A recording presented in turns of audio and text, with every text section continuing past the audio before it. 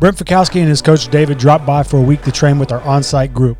And on this episode of the Corpus Animus Podcast, we dive into his 10-year CrossFit career, how he's helping HQ professionalize the sport, and a sobering discussion around pain tolerance if you want to compete at the highest levels. For those serious about the sport of fitness, now is the time to build strength, gymnastic skills, and improve your overall capacity. We have divisions for RX, intermediate, masters, and elite athletes. For more information, go to trainingthinktank.com.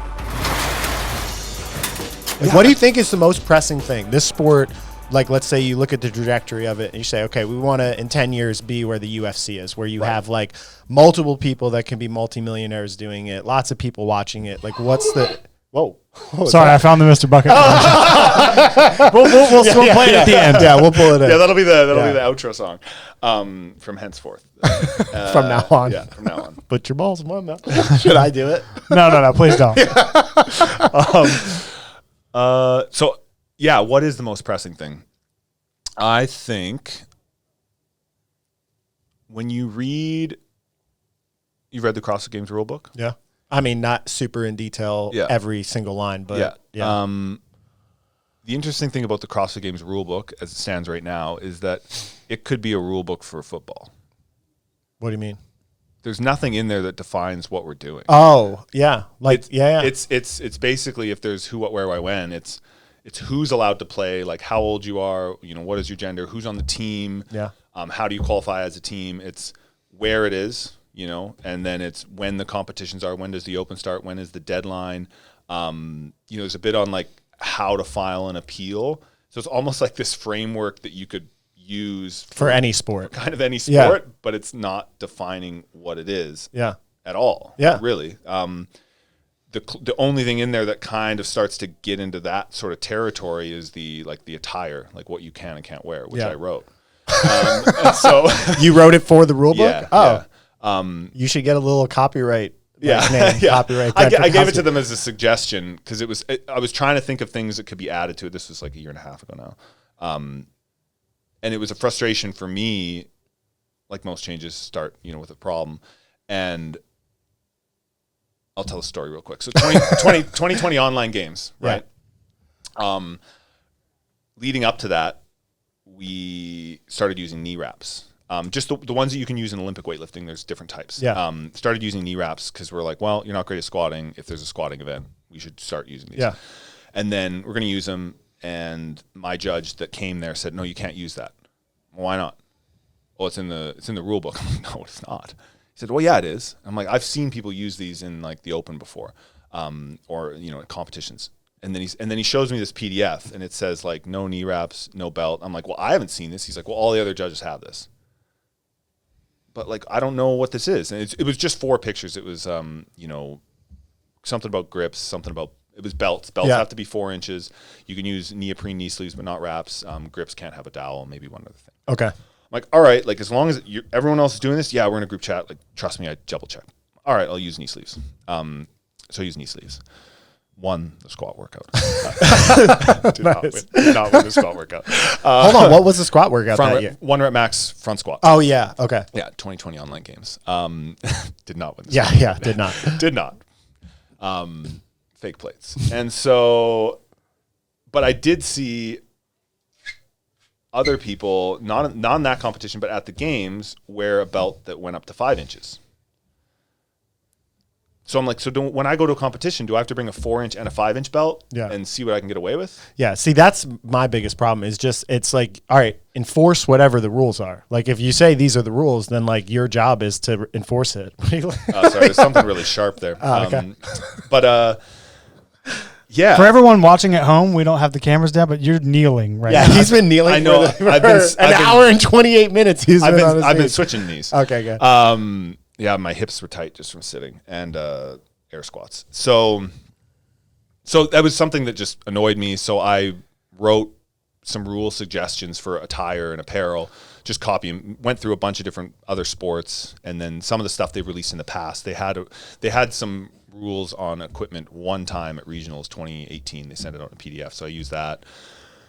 It was like 4 pages or 3 pages of suggestions, and then they used two of them. And I put some in there knowing they weren't going to use them. Yeah.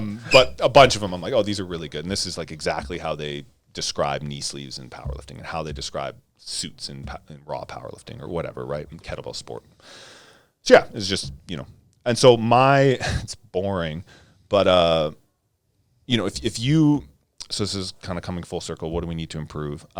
If you wanted to run a competition, let's say, that company came to you. The racetrack open. Yeah. They came to you and said, here's $1 million. I want you to run a sick event. How would you run it? How would you make sure it was run to the best? Fucking the gold fire standard? Fest of CrossFit right here. We're taking that money and running, boy. So I think part of the issue is like, you would probably have to hire people that have run good competitions before. Yeah.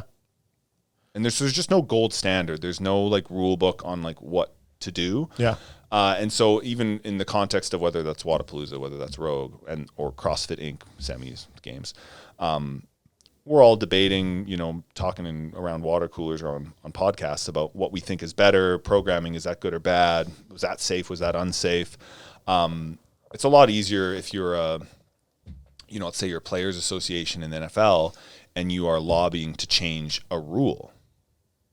Right, it's a lot easier to debate about the existence of a rule, and we want a subtle rule change on pass interference for the safety of the player, or maybe the NFL wants to make a rule. Oh, this will be more exciting, and here's why. So we're gonna lighten this rule. Yeah. Go ahead. Sorry. So I think there's just no like what is safe when it comes to a rope climb. Yeah. It sounds like you think that the sport should be a little bit more known and knowable. Yeah. Okay. You do think that? Yeah. Oh, I do think that. Yeah. All right. Yeah. I thought you said earlier you disagreed with No, that. and there was. Oh, just details. Details. Very like in terms of how it's implemented. Yeah, like very small. I think there could be rules. No, here's I guess I think what I disagreed with you on was I think I agreed about everything you were saying about known and knowable, but I know in reality, no one who runs a competition wants exactly what you guys are saying, and I think there's a way to get to a middle ground. Yeah, of course. Yeah, where the competitions are basically able to do more or less what they're doing right now. Which is what? What are they doing now? Whatever they want. Yeah, and making it up like right before. Yeah, and I think there's a way to allow them to still have like a high degree of autonomy and creativity while giving them these guardrails that protect them. Yeah. And in doing so also protect the athletes. Yeah. But. So what do you think about like movement standards in quarterfinals? Like we went through a judge's course. Yeah. V-ups are nowhere in it. Yeah. Then it comes out and you have 24. You paid for a judge's course is what you meant to say. Yes, I paid to take a judge's course. The movement's not in there. The video is not super clear in terms of what the standard is. The videos showing no reps, good reps is not super clear. Tons of people that I saw doing it should have gotten major penalties and some people even that we coach were like, oh shit, afterwards. And you can't really repeat it because it's too many reps. And it's like, all right, well, we just like, now we're going to get a penalty for it. Like, would that issue not be a little bit more solved if it was just like, okay, well, we're going to tell you ahead of time what it is. We're going to show you videos of it. Is that an aspect of unknown and unknowable that you think would take away from creativity to do that? So I think the solution to that, in my opinion, is the first step would be to come up with the generally accepted rules and movement standards for the common movements. Barbell thruster hasn't changed in 10 years, right? So release that and have a written and a video. It never changes. You would have it as and again, in my opinion, yes. However, in order to maybe appeal to competition organizers, you would say this is the yellow standard. Let's call it the type 1 standard of the barbell thruster. And you have that for the common movements. Let's say there's 100 or 50 or whatever it is. You start with the really common ones that haven't changed in a very long time. Yeah. And then you have, if you want to add in a completely new movement, here are the criteria. Here's the criteria for setting a new movement standard. Ooh. The things you have to do. That's a good idea. The checklist, and if you cannot check off all of these things, you cannot add the new movement. And then you would name it type 2? So that would be a new movement. Yeah. So like a V-up, for example. Or backwards roll to support, right? We haven't done them in a competition. Yeah. It's not completely out of the question they'll come up at a competition within the next 10 years. Yeah. So, if you're thinking of that, or you're thinking of I mean, I'm sure there's something you could do with some sort of strongman-y, like an odd object type thing, right? Or like the sandbag to shoulder if they wanted to change that standard that they did. So going back, brand new, like something we've never done before. Let's just say backwards roll to supports. Like, okay, first there would be like 3 windows. One, you release it a month in advance, a week in advance, or like a day in advance, or on the day type thing. And you'd give suggestions on like the types of movements and why you would maybe consider releasing them further in advance. Which might be, safety. Like if you were getting people to do a backflip at the games, maybe that's 6 months. Whereas on the day, I think there are some things that are acceptable on the day, and that would be, like the... Like an O course. Yeah. Yeah, or let's say if there was an object that you had to move from here to there. Like a sled or a bag or a thing that you either had to push, pull, or carry, and it was just like, here's the line. I think you could make that one of the standard movements. Well, whatever the case, his point is you're right? defining it. Yeah. And it's in stone. So month, a week, a day, whatever. Oh, that's so cool. Why didn't we ever think of that? And then that's why he's here. And then you have Professor. And then again, at any of those points, you need to have a video showing good reps, bad reps at speed, at competition speed, from high-level athletes. At full speed, showing good reps and bad reps and why. And that video would be, relatively long, anywhere from a minute to 5 minutes, depending on the movement. Obviously written movement standards. And I think if it was released a month or a week in advance, I think the caveat that you can change it if you have good data, because again, maybe they release the V-Up a month in advance, and then a week later, they've been getting feedback from people they trust, and they go, "Oh man, we messed this up." Yeah. Okay, we're gonna say you can bring your knees up first because it's just the only way. But it would probably also be written in there saying, "Hey, we have by this time to change it based on feedback." Yeah. And so if you haven't heard by this date that it's the way it is now. So for example, the freestanding handstand push-up that we did at the 2021 games, I don't think it was a good standard. I think it could have been a lot better. And that would be a movement I think you'd want a week in advance. Yeah. And so, like, my idea for that would be just like we did the handstand ramp, where you just say, okay, you start with your hands behind this line, hands behind that line, and in the middle there is a different color, and your head must make contact with that. Yeah. Any questions? Yeah. Like, what? Yeah, it's just very clear. It's just see it. Obviously within that, and obviously that section could be 20 feet or it could be 3 feet. Yeah. But it's like, you're going to have to start on your hands. You're going to have to walk forward.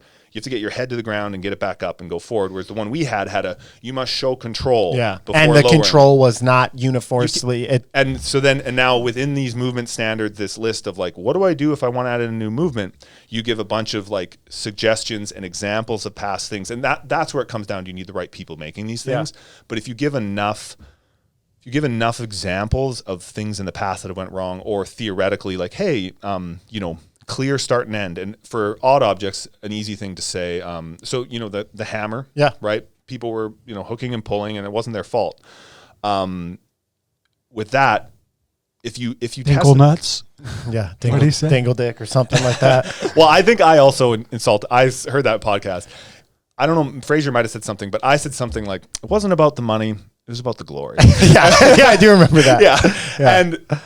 And it was, I didn't know until it was over.